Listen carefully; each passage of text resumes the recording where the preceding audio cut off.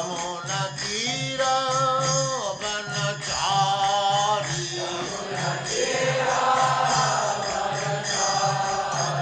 यमुना तीरा वनचारी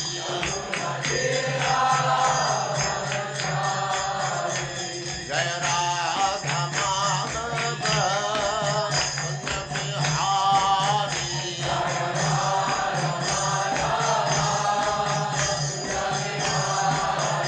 जय राधा माधव कुंज बिहारी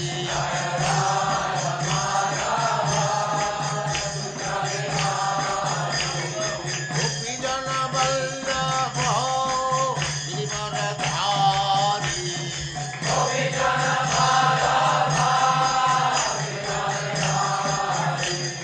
गोपी जन वल्लभ गिरिवरधारी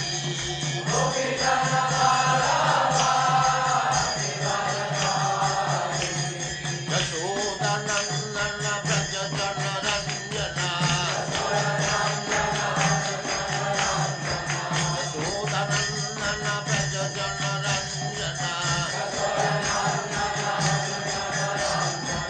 यमुना तीरा वनचारी जय राधा माधव कुंज बिहारी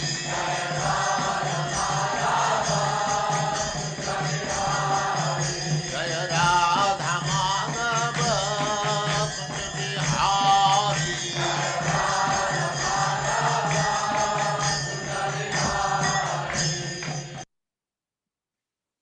ओम नमो भगवते वासुदेवाय। ओम नमो भगवते वासुदेवाय। ओम नमो भगवते वासुदेवाय। ओम नमो भगवते वासुदेवाय। ओम नमो भगवते वासुदेवाय। ओम भगवते वासुदेवाय। नारायणं नमस्कृत्य नारायण नमस्कृत्य नरं चैव नरोत्तमं नरं चैव नरोत्तमं देवीं सरस्वतीं व्यासं देवीं सरस्वतीं व्यासं ततो जयमुदीरयेत्। ततो जयमुदीरयेत्। नष्टप्रायेषु भद्रेषु नष्टप्रायेषु भद्रेषु नित्यं भागवत सेवया नित्यं भागवत सेवया भगवते उत्तम श्लोके भगवते नमः। भक्तिर्भवति नैष्ठिकी। भक्तिर्भवति नैष्ठिकी। हरे कृष्ण। आप सबका स्वागत है। हरे कृष्ण प्रभु जी। हरे कृष्ण। आज हम आखिरी पहले स्कंद के आखिरी अध्याय के 7वें श्लोक से आगे बढ़ते हैं। इति व्यवच्छिद्य स पांडवेयः प्रायोपवेशं प्रति विष्णुपद्यां दधौ मुकुंद अग्रिम अनन्य भावो मुनिव्रतो मुक्त समस्त संगः। इति व्यवच्छिद्य स पांडवेयः प्रायोपवेशं प्रति विष्णुपद्यां दधौ मुकुंद अग्रिम अनन्य भावो तो मुक्त समस्त संगः। मेरे साथ पढ़िए। इति व्यवच्छिद्य स पांडवेयः इति व्यवच्छिद्य स पांडवेयः प्रायोपवेशं प्रति विष्णुपद्यां प्रायोपवेशं प्रति विष्णुपद्यां दधौ मुकुंद अग्रिम अनन्य भावो दधौ मुकुंद अग्रिम अनन्य भावो मुनिव्रतो मुक्त समस्त संगः।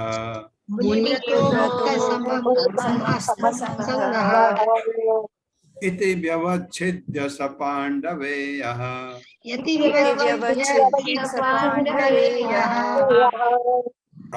प्रायोपवेशं प्रति विष्णुपद्यां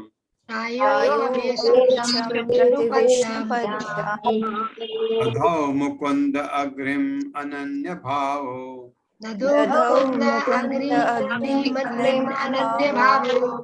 मुनिव्रतो मुक्त समस्त संगः। शब्दार्थ इस प्रकार व्यवच्छिद्य निश्चय करके सह राजा पांडवेय पांडवों की योग्य संतान प्राय उपवेशम आमरण उपवास के लिए प्रति की ओर विष्णु पद्याम गंगा नदी के तट पर भगवान विष्णु के चरणों से निकलकर विष्णु पद्याम इसलिए कहा जाता है दधाओ त्याग दिया मुकुंद अग्रिम भगवान कृष्ण के चरण कमलों पर अनन्य अविचलित भाव आत्मा भाव मुनिव्रत मुनि का व्रत लेकर मुक्त समस्त सभी प्रकार की संगति से इस प्रकार पांडवों की सुयोग्य संतान राजा परीक्षित हैं। राजा ने दृढ़ संकल्प किया और आमरण उपवास करने तथा भगवान कृष्ण के चरण कमलों में अपने आप को समर्पित करने के लिए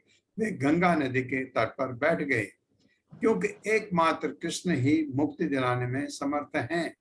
इस प्रकार उन्होंने अपने आप को समस्त संगतियों तथा आसक्तियों से मुक्त करके मुनि का व्रत स्वीकार किया। कितना कितना अच्छा लिखा है, कितना अच्छी बात।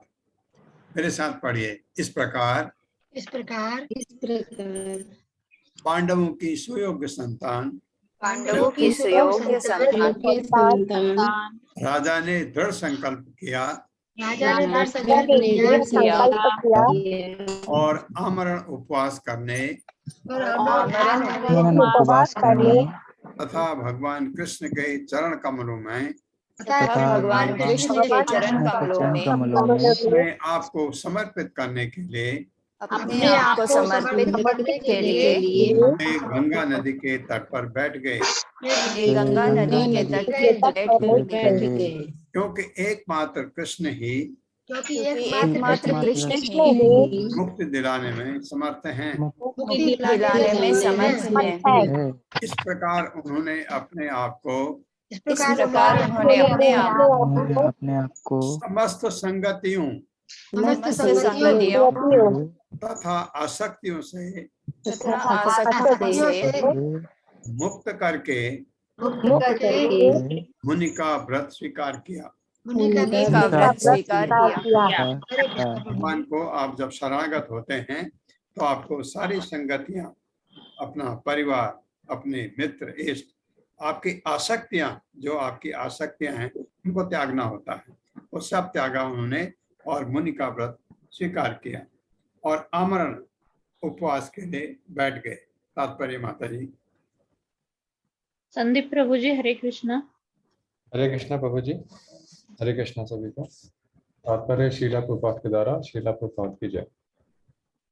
गंगा का जल देवों समेत तीनों लोकों को पवित्र करता है, क्योंकि ये भगवान विष्णु के चरण कमलों से निकलता है। भगवान कृष्ण विष्णु तत्व के स्रोत हैं, अतः उनके चरण कमलों की शरण मनुष्यों को ब्राह्मण के प्रति राजा द्वारा किए गए अपराध सहित समस्त पापों से उबार सकती है। अतः महाराज परीक्षित ने मुकुंद अथवा मुक्तिदाता भगवान श्री कृष्ण के चरण कमलों का ध्यान करने का निश्चय किया। गंगा या यमुना नदी के तट मनुष्यों को भगवान का निरंतर स्मरण करने का एक अवसर प्रदान करते हैं। महाराज परीक्षित ने अपने आप को भी सभी प्रकार की भौतिक संगति से विलय कर लिया और भगवान श्री कृष्ण के चरण कमलों का ध्यान किया, और यही मुक्ति का मार्ग है। समस्त प्रकार की भौतिक संगति से मुक्त होने का अर्थ है आगे और कोई पाप ना करना। भगवान के चरण कमलों का ध्यान करने का अर्थ है समस्त पूर्व पापों के प्रभावों से मुक्त होना। भौतिक जगत में ऐसी परिस्थितियां बन जाती हैं कि मनुष्य से जाने या अनजाने पाप हो जाता है, और इसके सर्वश्रेष्ठ उदाहरण है स्वयं महाराज परीक्षित, जो माने हुए एक निष्पाप पवित्र राजा थे, किंतु वे कोई त्रुटि करना न चाहते हुए भी अपराध के शिकार हो गए। उन्हें शाप भी दिया गया किंतु चूंकि वे भगवान के बहुत बड़े भक्त थे, अतः जीवन की ऐसी प्रतिकूलताएं भी अनुकूल हो गई। सिद्धांत यह है कि मनुष्य को जानबूझकर अपने जीवन में कोई पाप नहीं करना चाहिए और अविचल भाव से भगवान के चरण कमलों को स्मरण रखना चाहिए। ऐसी ही दशाओं में भक्त को मुक्ति मार्ग में नियमित प्रगति करने में भगवान सहायक होंगे और इस तरह भक्त को भगवान के चरण कमल प्राप्त हो सकेंगे। यदि भक्त से कोई आकस्मिक पाप हो भी जाता है तो श्री भगवान इस शरणागत को सभी पापों से बचा लेते हैं, जिसकी पुष्टि सभी शास्त्रों में हुई है। स्वपाद मूलम भजत प्रियस त्यक्तन्यस्य भावस्य हरि परेशा विकर्म यचोपतितं कथंचित् धुनोति सर्वं हृदि सन्निविष्टाः। हरे कृष्ण प्रभु। हरे कृष्ण प्रभु। ये दो चीज कही इसमें कि एक तो भगवान के चरण कमलों में जब आप अपने को न्यौछावर करते हैं, सरेंडर करते हैं, शरणागत होते हैं, दो चीजें हैं। एक, आपके पुराने पाप नष्ट, लेकिन आप आगे को पाप नहीं करेंगे, ये भी है। तो शरणागत होने में भक्त ऐसे ही करता है। शरणागत होने के बाद पाप करने का सवाल नहीं, क्योंकि फिर हर चीज भगवान की इच्छा से होता है। ये भक्त से गलती हो गई कहीं, जैसे परीक्षित महाराज से हुई, तो क्या कहते हैं भगवान क्या कहते हैं भगवत गीता में, क्षिप्रम भवति धर्मात्मा शाश्वत शांतिम निगच्छति कौन्तेय प्रतिजानी ही न मयि भक्तः प्रणश्यति।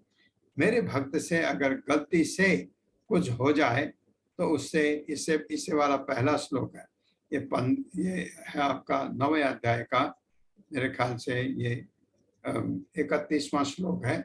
उससे पहले वाले श्लोक में भगवान कहते हैं कि मेरे भक्त से कभी गलती से कोई पाप हो जाए उसको धर्मात्मा ही समझो, साधुरेव समंतव्य स्वयं व्यवस्थित याद नहीं आ रहा। तो ये कहते हैं कि वो अपने को ठीक से अपने को व्यवस्थित कर लेता है। गलती हो गई उससे एक, लेकिन भगवान के नजरों में वह साधु ही है। साधुरेव समंतव्य, उसको साधु ही समझो। सम्यक व्यवस्थितो ही सह, याद आ गया, सम्यक व्यवस्थितो ही सह। भगवान कहते हैं उसको आप ठीक से साधु ही समझो। तब कहते हैं क्षिप्रम भवति धर्मात्मा, वो एकदम धर्मात्मा हो जाता है और शाश्वत शांति निगच्छति, उसको स्थायी शांति प्राप्त होती है। किसको? मेरे भक्त को, भगवान कह रहे हैं। कौन्तेय प्रतिजानी ही न मयि भक्तः प्रणश्यति। अर्जुन डिक्लेयर कर दो, घोषणा कर दो, मेरे भक्त का कभी विनाश नहीं हो सकता। ये तो भगवान के भक्त थे, तो उनको भगवान ऐसी बुद्धि भी देते हैं। ये जो आप समझ रहे हैं, ब्राह्मण बालक ने श्राप दिया, गलती किया नहीं, ये उनकी भलाई के लिए हो रहा है सब। ये सब जो है परीक्षित महाराज के भलाई के लिए हो रहा है। परीक्षित महाराज तो गए बैकुंठ, ये, और हमको मार्ग दिखा गए बैकुंठ जाने का। ये भागवतम जो सुनाई, अगर परीक्षित महाराज ये गलती उनसे नहीं होती तो भागवतम सुखमणि नहीं सुनाते। और अगर अर्जुन दूसरे अध्याय में, पहले अध्याय में अर्जुन अगर विचलित नहीं होता, एक महान योद्धा जो लड़ाई के लिए मैदान में जा रहा है, वो कहता मैं लड़ूंगा नहीं, ये अगर उसमें ये भाव नहीं आते तो भगवान भगवत गीता नहीं सुनाते, तो हमारा कल्याण नहीं हो सकता था। भगवान की महिमा इतने है कि वो हमारे लिए हमेशा सोचते हैं। और भगवान का भक्त ये ऐसे हो गया अर्जुन, इतना विचलित अर्जुन कैसे हो गया कि समझ नहीं आया ना। अभी अब समझ आता है, जब आप भक्ति करते हैं आपको समझ आने लगता है। वही चीज परिस्थिति अगर आप पढ़ेंगे प्रभुपाद के बारे में, प्रभुपाद के साथ ऐसा हुआ। अब उन्होंने सोचा अब क्या करूं, इधर जाऊं या इधर जाऊं। उन्होंने कहा शायद अब भगवान ने ये जो किया है मेरे लिए, ये इसीलिए किया है कि अब मैं उनके शरण में चला जाऊं। और गए उनके भगवान के शरण में, प्रभुपाद वृंदावन गए और प्रभुपाद ने इतना महान कार्य भगवान ने करवाया प्रभुपाद से, इतना महान कार्य। आज आप और हम साथ बैठे हैं, पढ़ रहे हैं, सुन रहे हैं प्रभुपाद को। ये प्रभुपाद की कृपा हमारे ऊपर रही, या कहिए भगवान की कृपा प्रभुपाद के थ्रू हमको मिली।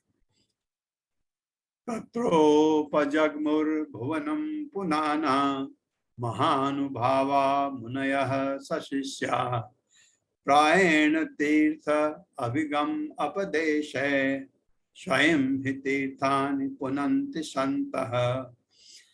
तत्रोपजग्मु, एक्चुअली ये तत्र उपजग्मु है। तत्रोपजग्मुर्भुवनं पुनाना महानुभावा मुनयः सशिष्या प्रायेण तीर्थ अभिगम अपदेशे स्वयं हि तीर्थानि पुनन्ति सन्तः। मेरे साथ, तत्रोपजग्मुर्भुवनं पुनाना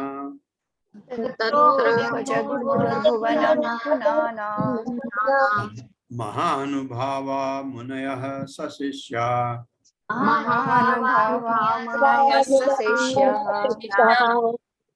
प्रायेण तीर्था अभिगम अपदेशैः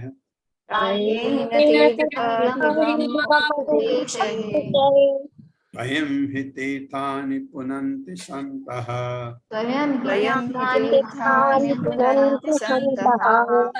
शब्दार्थ, तत्र वहां उपजग्मुः पहुंचा, भुवनम ब्रह्मांड को, पुनाना पवित्र करने वाले, महाअनुभावा बड़े बड़े मेधावी, मुनयः विचारक, सशिष्या अपने शिष्यों समेत, प्रायेण प्रायः तीर्थ तीर्थ स्थान, अभिगम यात्रा, अपदेश के बहाने से, स्वयं स्वयं ही निश्चय ही तीर्थान तीर्थ यात्रा के सारे स्थान पुनन्ति पवित्र बनाते हैं संत मुनिगण। उस अवसर पर बड़े बड़े मेधावी विचारक अपने शिष्यों के संग एवं अपनी उपस्थिति के द्वारा तीर्थ स्थान को निश्चय ही पवित्र करने वाले मुनिगण तीर्थ यात्रा के बहाने वहां आ पहुंचे। मेरे साथ पढ़िए। उस अवसर पर बड़े बड़े मेधावी विचारक अपने शिष्यों के संग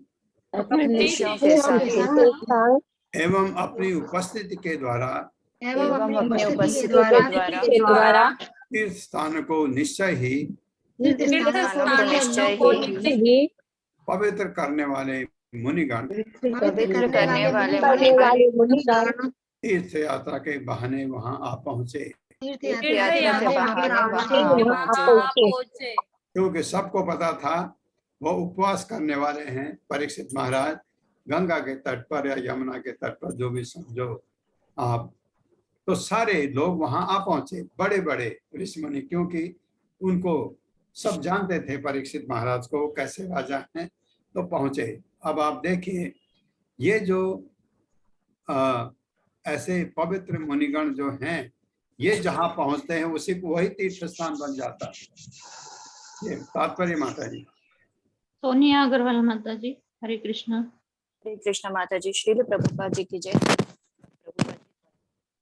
जब महाराज परीक्षित गंगा के तट पर बैठ गए तो यह समाचार ब्रह्मांड के चारों दिशाओं में फैल गया और अत्यंत मेधावी मुनिगण जो इस अवसर के महत्व को समझ सकते थे, तीर्थ यात्रा के बहाने वहां आ पहुंचे। वास्तव में वे महाराज परीक्षित से भेंट करने आए थे, स्नान यात्रा करने नहीं आए थे, क्योंकि वे सभी तीर्थों को पवित्र करने में सक्षम थे। सामान्य मनुष्य अपने समस्त पापों को धोने हेतु तीर्थ स्थानों में जाते हैं। इस प्रकार तीर्थ स्थान अन्य व्यक्तियों के पापों से बोझिल हो उठते हैं, किंतु जब ऐसे मुनि बोझिल तीर्थ स्थानों की यात्रा करते हैं तो वे अपनी उपस्थिति से उन स्थानों को पवित्र बनाते हैं। अतएव जो मुनि महाराज परीक्षित से भेंट करने आए, उन्हें सामान्य व्यक्तियों की तरह अपने आप को शुद्ध करने की चिंता नहीं थी, अपितु वे उस स्थान में स्नान करने के बहाने महाराज परीक्षित से भेंट करने आए थे, क्योंकि उन्होंने यह पूर्वानुमान लगा लिया था कि श्रील सुखदेव गोस्वामी द्वारा श्रीमद् भागवतम का प्रवचन होगा। वे सभी इस महान अवसर का लाभ उठाना चाहते थे। हरे कृष्ण प्रभु जी। इतने पूर्व अनुमान ऐसा इन ऋषि मुनियों का, अभी सुखदेव सुख मुनि वहां आए भी नहीं और वो अपने आप ही आए, ऐसा हुआ, फिर भी इतने उनको अनुमान हो गया कि ऐसा होने वाला है। एक चीज ये आप सही बात है, हम गंगा जी में डुबकी लगाते हैं,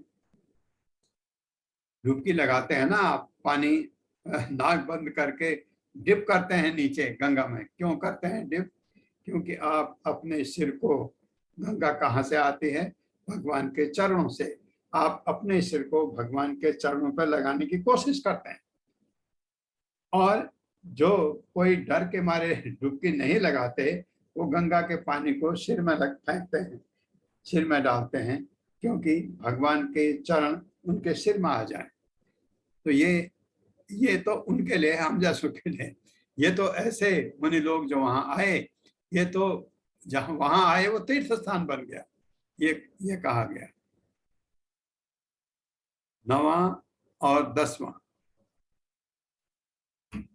अतिर्वशिष्ठ च्यवनः शरद्वान् अरिष्ट नेमि भृगुर अंगिरश्च पराशरो गादिसुतो अथ राम उतत्य इंद्र प्रमेद्मबाहो। मेरे साथ पढ़िए इसको, पहले 9वां श्लोक पढ़ते हैं। अतिर्वशिष्ठ च्यवनः शरद्वान्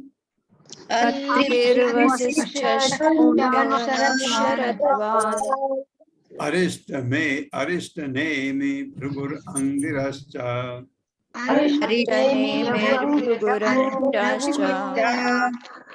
पराशरो गादिसुतो अथ राम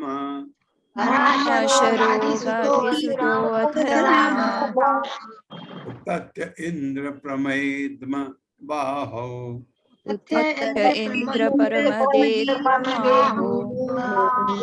तो बड़े बड़े ऋषि मुनि आए, उनके नाम आ रहे हैं। 10वां श्लोक है। मेधातिथिर्देवल आश्चषेणो भारद्वाजो गौतमः पिप्पलादः मैत्रेय और वह कवशः कुंभयोनिर्द्वैपायनो भगवान नारदश्च। मेरे साथ पढ़िए। मेधातिथिर्देवल आश्चषेणो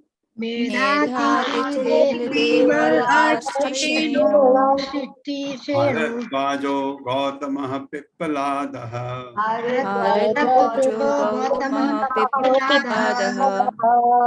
मैत्रेय और वह कवशः कुंभयोनिर्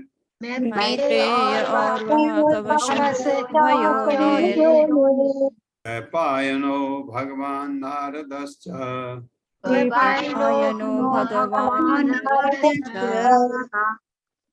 ये अत्र से नारद प्रभुपाद ने ज्यादा कुछ नहीं लिखा।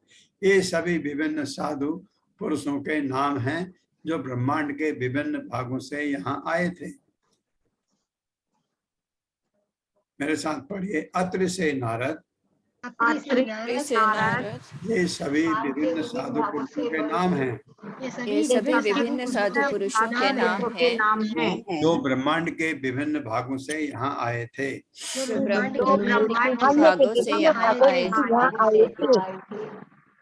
अनुवाद है। ब्रह्मांड के विभिन्न भागों से बड़े बड़े मुनि वहाँ आए तथा अत्रि, च्यवन, शरद्वान, अरिष्ट नेमि, भृगु, वशिष्ठ, पराशर, विश्वामित्र, अंगिरा, परशुराम, राम था ना, राम लिखा हो, परशुराम, उतथ्य, इंद्र प्रमद, इद्मबाहु, मेधातिथि, देवल, आश्चषेण, भारद्वाज, गौतम, पिप्पलाद, मैत्रेय, और्व, कवश, कुंभयोनि, द्वैपायन तथा महापुरुष नारद। मेरे साथ पढ़िए। ब्रह्मांड के विभिन्न भागों से बड़े बड़े मुनि वहां आए। यथा अत्रि, च्यवन, शरद्वान अरिष्टनेमि भृगु वशिष्ठ पराशर विश्वामित्र अंगिरा परशुराम उत्तथ्य इंद्रप्रमद इद्मबाहु मेधातिथि देवल आशीषेण भारद्वाज गौतम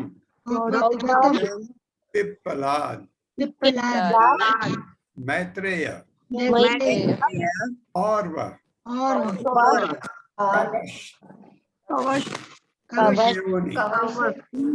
कुंभयोनि वैपायन महापुरुष नारद तथा महापुरुष नारद। वैपायन कौन है? वैपायन व्यास मुनि। वैपायन कौन है? व्यास जी। वेद व्यास। तात्पर्य माता जी। अत्रेय माता जी। हरे कृष्णा। हरे कृष्णा।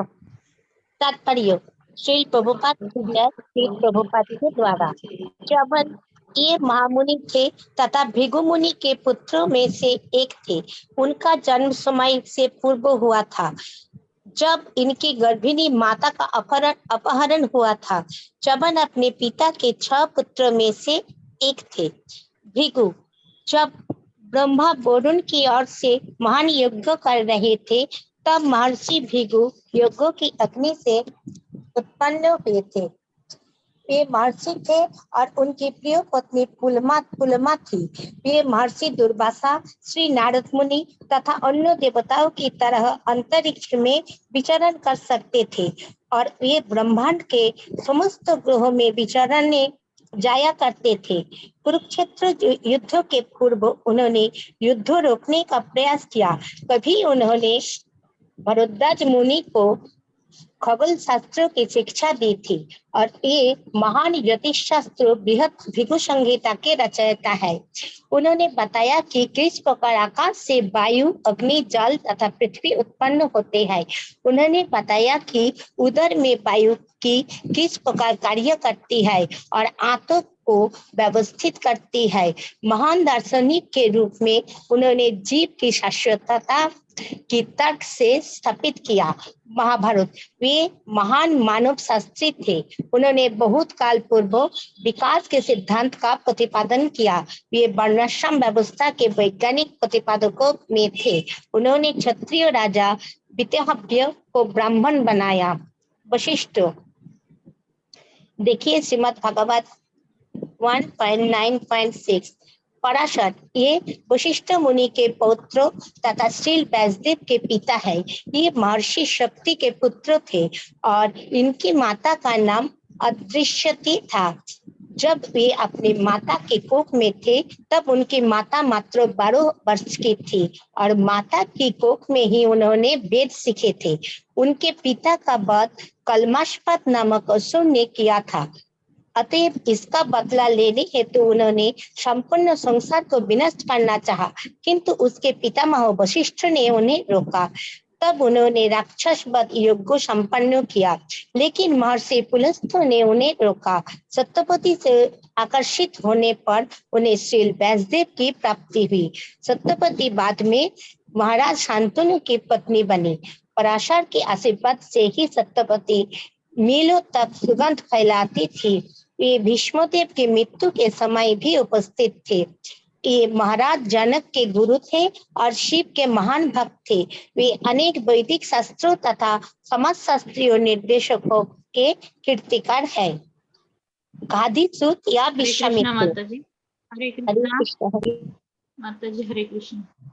सुमन अग्रवाल माता जी हरे कृष्णा। प्रभु जी हरे कृष्णा सभी को।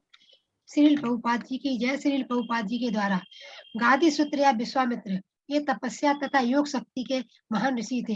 ये गाधिसूत के नाम से विख्यात हैं, क्योंकि इनके पिता गादी कान्यकुब्ज प्रांत उत्तर प्रदेश का अंग के शक्तिशाली राजा थे। यद्यपि ये जन्म से क्षत्रिय थे, लेकिन वे अपनी आध्यात्मिक उपलब्धियों के बल पर उसी शरीर से ब्राह्मण बने। इन्होंने वशिष्ठ मुनि से झगड़ा मोल ले लिया था। जब वे क्षत्रिय राजा थे, मतंग मुनि के सहयोग से इन्होंने एक महान यज्ञ किया। इस प्रकार से ये वशिष्ठ के पुत्रों का नाश कर सके। ये महान योगी बने, किंतु इंद्रियों को बस में न रख सकने के कारण इन्हें शकुंतला का पिता बनना पड़ा, जो विश्व इतिहास की परम सुंदरी है। एक बार जब वे क्षत्रिय राजा थे, तो वे वशिष्ठ मुनि के आश्रम में गए, जहाँ इनका भव्य स्वागत हुआ। विश्वामित्र वशिष्ठ से नंदिनी नामक गाय चाहते थे, किंतु मुनि ने उसे देने से इनकार कर दिया। तब विश्वामित्र ने गाय चुरा ली और मुनि तथा राजा के बीच युद्ध छिड़ गया। विश्वामित्र वशिष्ठ की आध्यात्मिक शक्ति से परास्त हुए। अतः राजा ने ब्राह्मण बनने का निश्चय किया। ब्राह्मण बनने के पूर्व इन्होंने कौशिक नदी के तट पर कठिन तपस्या की। ये उन व्यक्तियों में से थे जिन्होंने कुरुक्षेत्र युद्ध को रोकना चाहा था। अंगिरा, ये ब्रह्मा के 6 मानस पुत्रों में से एक तथा स्वर्ग के देवताओं के अत्यंत विद्वान पुरोहित बृहस्पति जी के पिता थे। ये ब्रह्मा के वीर से उत्पन्न हुए, जिसे उन्होंने अग्नि के एक सुलगते अंगारे को दिया था। तथ्य तथा समर्थ उनके पुत्र हैं। कहा जाता है कि वे आज भी गंगा जी के तट पर आलोकानंदा नामक स्थान पर भगवान के नाम का कीर्तन करते हैं और तपस्या कर रहे हैं। बस परशुराम, देखें श्रीमद् भागवत 1.9.6। तथ्य, ये अंगरा में महर्षि अंगरा के 3 पुत्रों में से एक तथा महाराज मानदाता के गुरु थे। उन्होंने सोम, चंद्रमा की पुत्री भद्रा से विवाह किया था। जब वरुण ने इनकी पत्नी भद्रा का अपहरण कर लिया, तो जल देवता वरुण के अपराध का बदला लेने के लिए ये संसार भर का पानी पी गए। हरे कृष्ण। मेधा तिथि, प्राचीन काल के एक वृद्ध मुनि राजा इंद्रदेव के सभासद, उनके पुत्र कर्ण मुनि थे। उन्होंने वन में शकुंतला का पालन किया था। मानसपत आश्रम का दृढ़ता से पालन करते हुए इन्होंने स्वर्गलोक की प्राप्ति की। देवल, ये नारद मुनि। हरे कृष्ण माता जी। हरे कृष्ण प्रभु जी। हरे कृष्ण माता। हरे कृष्णा। मन फुलार माता जी। हरे कृष्णा। हरे कृष्णा। हरे कृष्णा माता जी। हरे कृष्ण प्रभु जी। प्रभुपाद जी के द्वारा प्रभुपाद जी की जय। देवल, ये श्री नारद मुनि तथा श्री व्यास देव जी के समान महान विशेषज्ञ थे। जब अर्जुन ने श्री कृष्ण को पूर्ण पुरुषोत्तम भगवान के रूप में स्वीकार किया, तो भागवत गीता में उल्लेखित महापुरुषों की सूची में इनका नाम है। ये कुरुक्षेत्र युद्ध के बाद महाराजा युधिष्ठिर से मिले थे। ये पांडव परिवार के पुरोहित धौम्या के बड़े भाई थे। शत्रु की तरह इन्होंने भी अपनी पुत्री को स्वयंवर सभा में अपना पति स्वयं चुनने की अनुमति दी थी और इस उत्सव में ऋषियों के सभी कुमारों पुत्रों को आमंत्रित किया था। कुछ लोगों के अनुसार ये अस्त देवल नहीं है। भारद्वाज वेद व्यास जी 1.9.6 गौतम, ये ब्रह्मांड के 7 महर्षियों में से एक है। इनके एक पुत्र का नाम शरदान गौतम था। आज के गौतम गोत्र के मनुष्य या तो उनके वंशज हैं अथवा इनके गुरु शिष्य परंपरा के हैं। जो ब्राह्मण अपना गौतम गोत्र बताते हैं वे इनके वंशज हैं, और अब जितने गौतम गोत्र वाले क्षत्रिय तथा वैश्य हैं वे इनके गुरु शिष्य परंपरा के हैं। वे विख्यात अहल्या के पति थे। अहल्या इंद्रदेव के द्वारा शील भंग किए जाने पर पत्थर बन गई थी, किंतु भगवान श्री राम द्वारा उनका उद्धार हुआ। गौतम कुरुक्षेत्र युद्ध के वीरों में से एक कृपाचार्य के पितामह थे। श्री मैत्रेय मुनि, ये एक प्राचीन ऋषि हैं। ये महात्मा विदुर के गुरु हैं और एक महान धर्माचार्य थे। इन्होंने महाराज धृतराष्ट्र को सलाह दी कि वह पांडवों से अच्छे और मधुर संबंध बनाए रखें, किंतु दुर्योधन राजी नहीं हुआ, तो उन्होंने उसे शाप दे दिया कि शीत व्यासदेव जी से मिले और इनके साथ इन्होंने धार्मिक चर्चाएं की। हरे कृष्णा। हरे कृष्णा। मैत्रेय मुनि जो है, इसका आप भागवतम के 3रे स्कंद में 3, 4, 5 अध्याय इनके बारे में है। मैत्रेय मुनि और विदुर की वार्ताएं। ये मैत्रेय जो से पराशर के शिष्य थे। मुनि पराशर वेद व्यास के जो पिता हैं उनके शिष्य थे। 11वां श्लोक है। तो इतने लोग, ये जो महान महान लोग बताए गए, ये सब वहां पर परीक्षित महाराज के सामने ये सब आए कि क्या होने वाला है उसको देखने के लिए। अन्ये च देवर्षि महर्षि वर्या राजर्षि वर्या अरुणादयश्च नानार्षेय प्रवरान् समेतान् अभ्यर्च्य राजा शीर्षा ववन्दे। मेरे साथ पढ़िए। अन्ये च देवर्षि ब्रह्मर्षि वर्या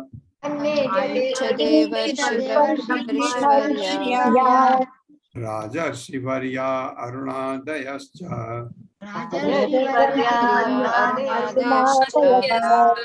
नानार्षेय प्रवरान् समेतान्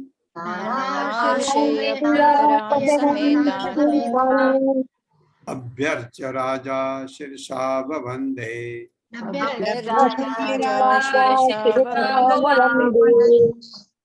शब्दार्थ है अन्य, अन्य अनेक का भी देवर्षि देवताओं में ऋषि महर्षि ऋषि तुल्य ब्राह्मण वर्या सर्वश्रेष्ठ राजर्षि वर्या का मतलब राजर्षियों में श्रेष्ठ अरुण आदय राजर्षियों में विशिष्ट पद च तथा नाना अनेक अन्य अनेक आर्षेय प्रवरान ऋषि वंशों में श्रेष्ठ समेतान एक साथ समूहित अभ्यर्च पूजा करके राजा सम्राट ने शीर्षा भूमि पर सिर झुकाकर ववंदे प्रणाम किया।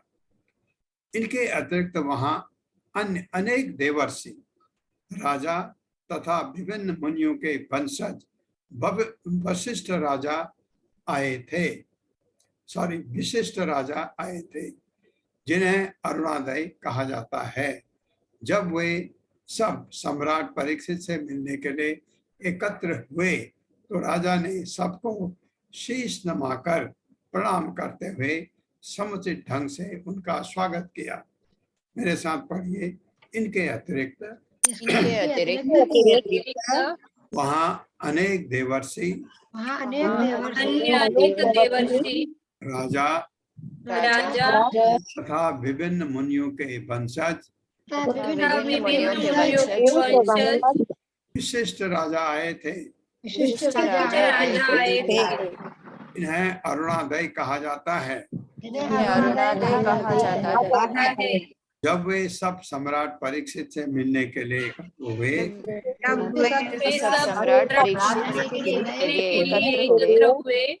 तो राजा ने सबको शीश नमाकर प्रणाम करते हुए समुचित ढंग से उनका स्वागत किया।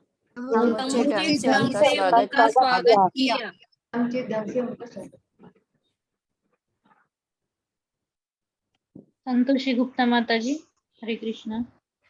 हरे कृष्ण प्रभु जी। हरे कृष्ण माता जी। श्री प्रभुपाद जी की जय। श्री प्रभुपाद जी के द्वारा गुरुजनों को आदर करने के लिए सिर को भूमि तक झुकाने की प्रथा अत्यंत उत्तम शिष्टाचार है, जिससे अतिथि अपने को अत्यधिक सम्मानित समझते हैं। यहाँ तक कि उच्च कोटि के अपराधी के ऐसा करने पर उसे क्षमा कर दिया जाता है। और महाराज परीक्षित तो समस्त ऋषियों तथा राजाओं द्वारा अत्यधिक सम्मानित हैं। उन्होंने इन समस्त महापुरुषों का विनीत भाव से स्वागत किया, जिससे वे अपने अपराधों के लिए क्षमा किए जा सके।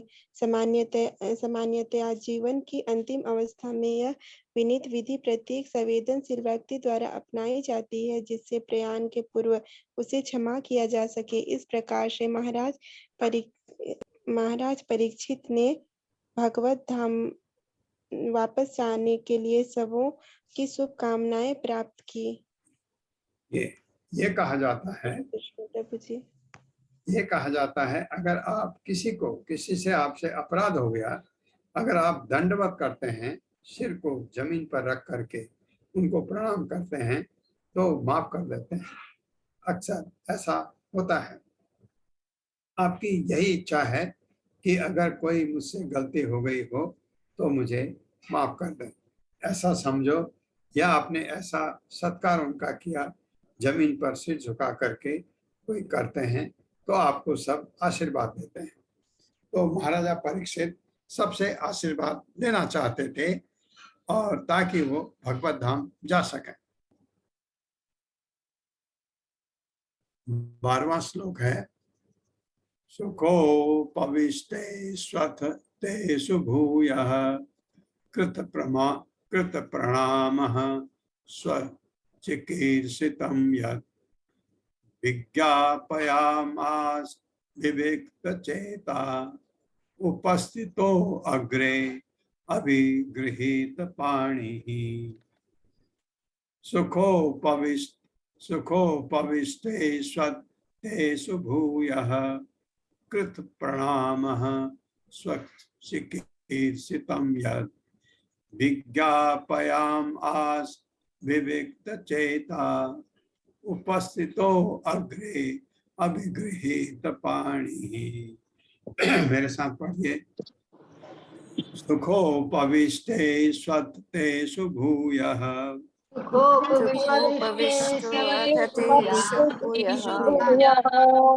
कृत प्रणामः स्वचिकीर्षितं यत्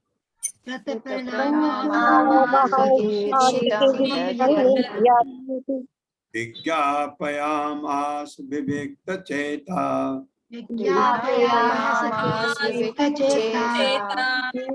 उपस्थितो अग्रे अभिगृहीत पाणि।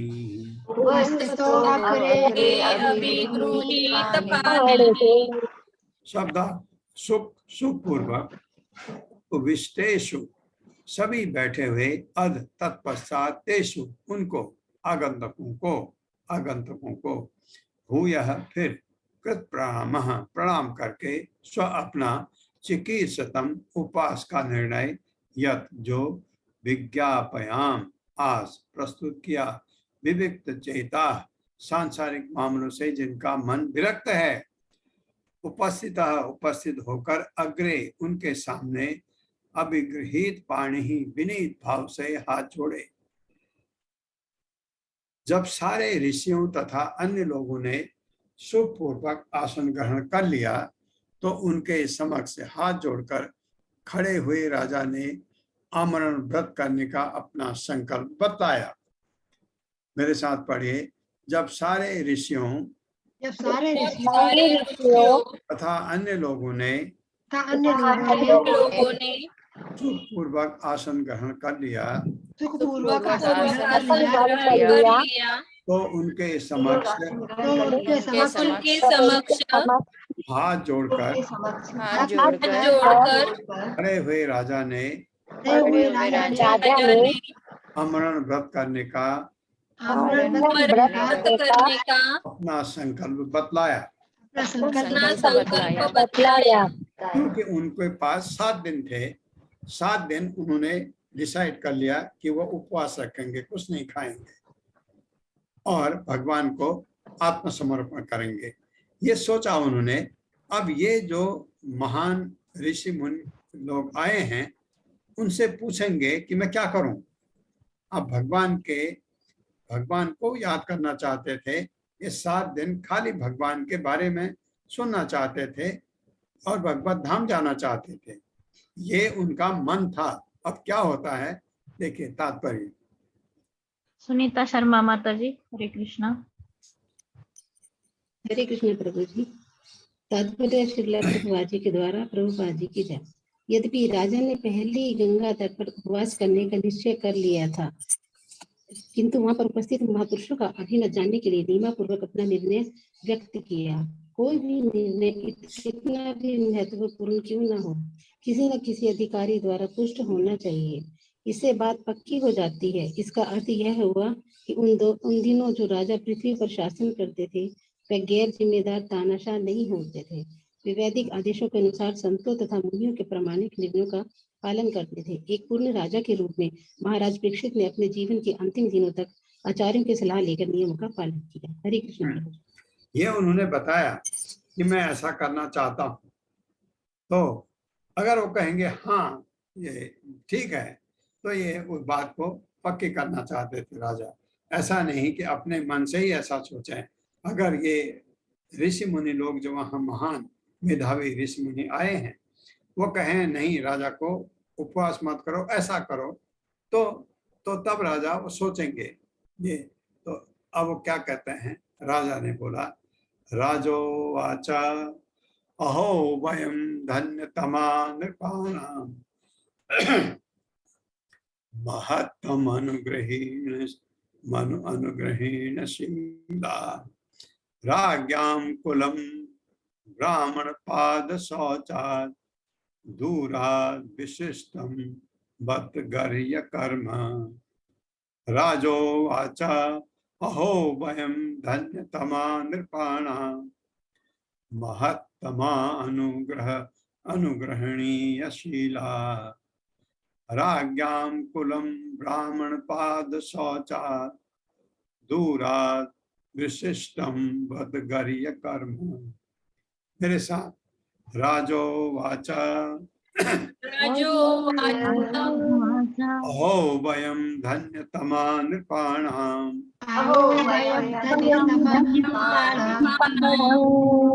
महत्तमा अनुग्रहेण शीला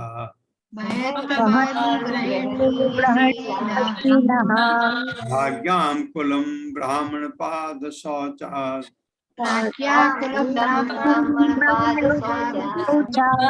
दूरात् विशिष्टं बत गर्ह्य कर्म।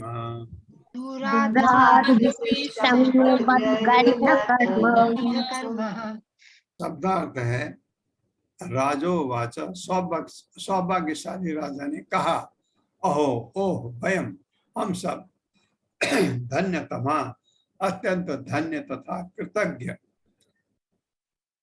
नृपाणाम समस्त राजाओं का महत्तम महापुरुषों का अनुग्रहीण शीला कृपा प्राप्त करने के लिए प्रशिक्षित राज्ञाम कुलम राजाओं के समूह ब्राह्मण पाद ब्राह्मणों के चरण शौचाद प्रक्षालन से बचा दूर से विशिष्टम सदा बचा हुआ मत के कारण गर्य घृणित कर्म कार्य।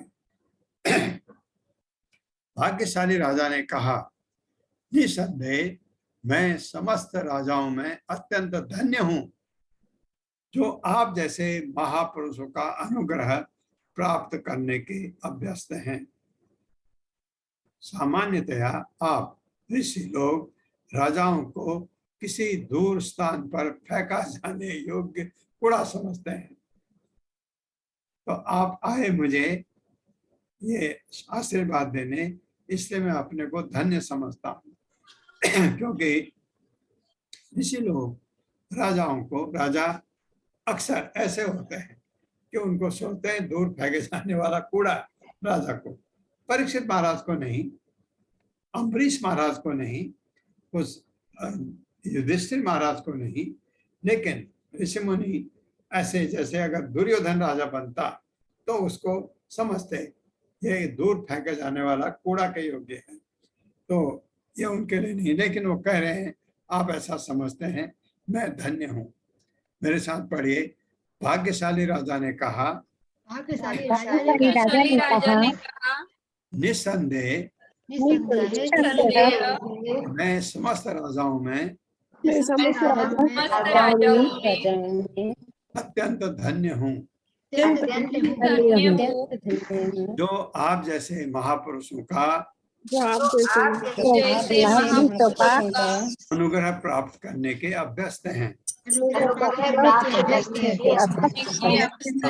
कह रहे हैं बहुत सारे राजा आप जैसे महापुरुषों का आशीर्वाद लेने के अभ्यस्त हैं, मैं उनमें से अपने को अत्यंत धन्य समझता हूँ। मेरे साथ पढ़े। सामान्यतया आप ऋषि लोग राजाओं को फेंका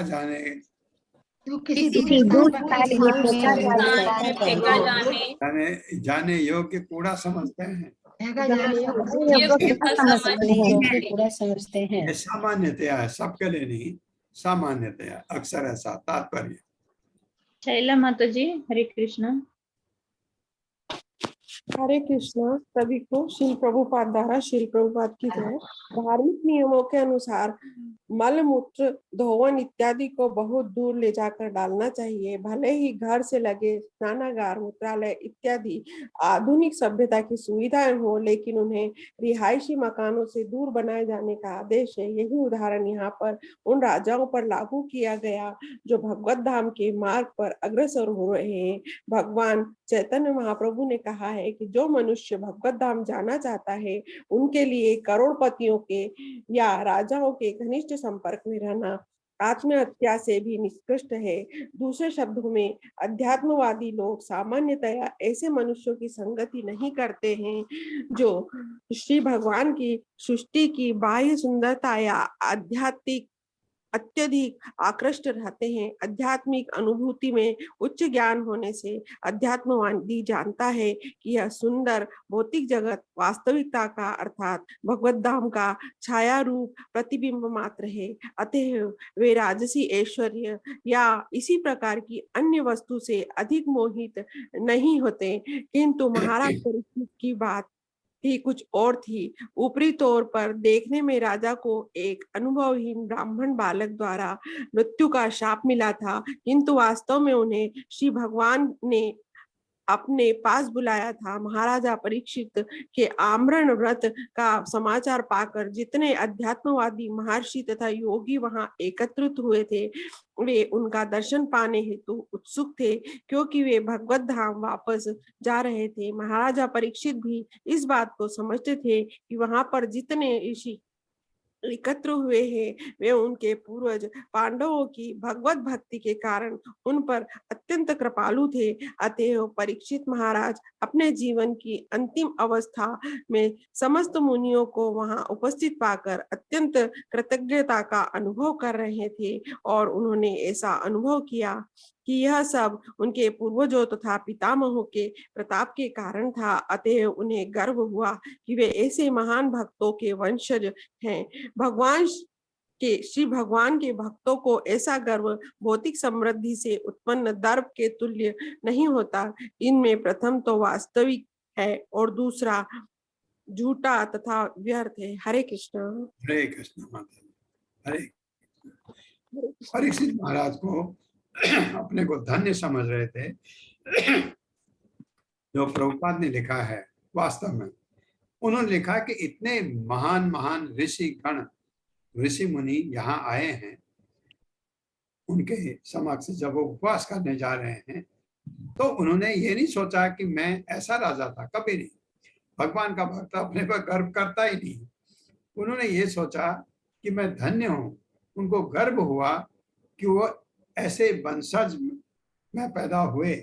उनके पूर्वजों को, पांडवों को, युधिष्ठिर महाराज को, अर्जुन को ध्यान आया कि क्योंकि मैं उनकी संतान हूं, इस वजह से ये लोग आए, ऐसा उनको एहसास हुआ। जबकि परीक्षित महाराज का खुद इतना बड़ा नाम था, वो ऐसे राजा थे और गलती हुई उनसे। आप देखते हैं एक छोटा सा ब्राह्मण का बालक 12 साल का श्राप दे दिया। ब्राह्मण का बालक था, तेजस्वी था, क्योंकि उसमें श्राप देने की ये क्षमता थी, दे दिया गुस्से से।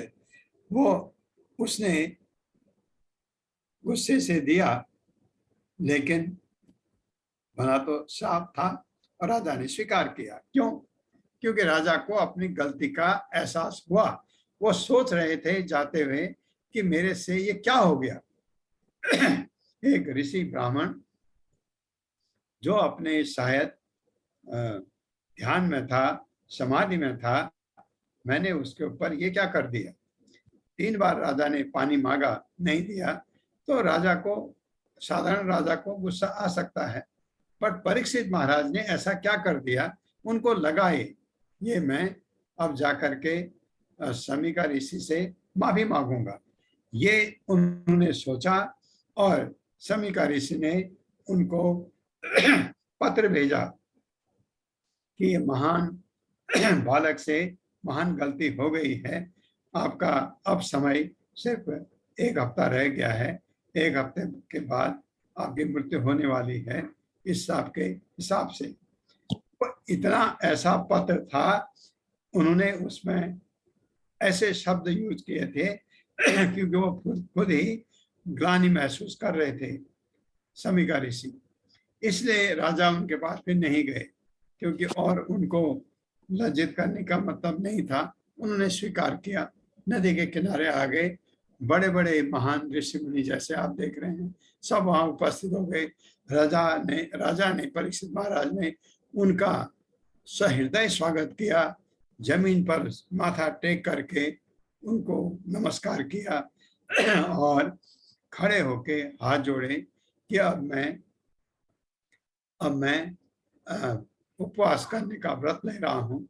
अमरण उपवास कहते हैं, अंत समय तक, प्राण त्यागने तक उपवास लेने का व्रत ले रहा हूँ, ताकि अगर कोई उनको समझाए कि व्रत का जरूरत नहीं है, ऐसा करो, तो राजा वैसा भी कर सकते थे। तो राजा का ये निर्णय सबको अच्छा लगा, ऐसा बाद में हम पढ़ेंगे।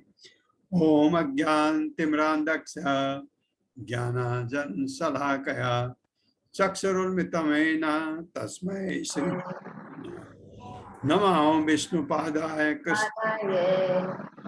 श्रीमते भक्तिवेदांत स्वामिनिति नामिने नमस्ते सरस्वती देवे गौरवाणी प्रचारिणे निर्विशेष शून्यवादी पाश्चात्य देशतारिणे।